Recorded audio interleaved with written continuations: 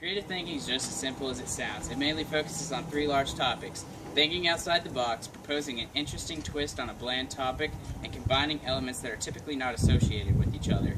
These three concepts are easily achieved by looking from an unbiased perspective and structured lateral thinking. Once you have these three ideas, execution is easy as 1, 2, 3.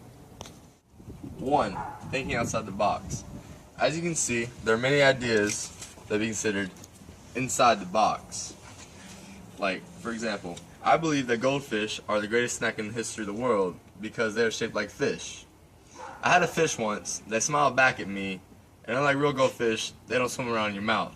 This thesis is not created for obvious reasons. Everything's very obvious, and just about everybody could say any of these three things. A good thesis would be more along the lines of this.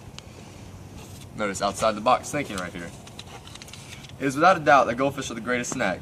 Goldfish offer connections to childhood memories, promote active lifestyles, and through the Grace CS charity, goldfish could donate up to $250 for each box that it sells. This is obviously a better thesis than the beginning one because it offers a unique take on a basic snack and a basic thesis. Not everybody can connect goldfish to childhood memories or promote active lifestyles because of goldfish. 2. Proposing an interesting twist on a bland topic.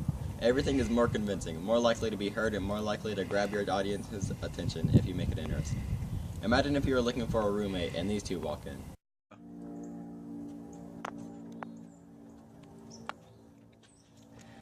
Immediately you should notice that CJ is obviously the more interesting option. Chance is dull, boring, and it requires too much work. If your essay is like Chance, then no one is going to want to put in the effort to read. It will be dull and boring. As different as these situations seem, it shows that we are naturally attracted to more interesting topics and papers. For example, are you more likely to read an article about the Declaration of Independence or an article about the Super Bowl? 3. Combine elements into an overlapping plot. Even in nature, we see that the most important things are combinations of elements. Without combining these elements, we wouldn't have water, ozone, or oxygen.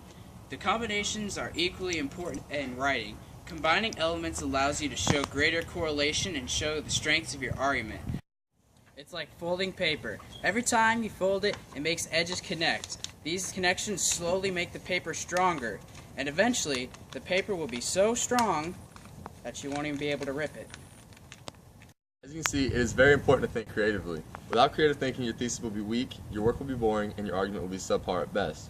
To avoid this, just remember step 1, think outside the box. Step 2, propose an interesting twist on a bland topic. And step 3, combine elements that are not typically associated with each other.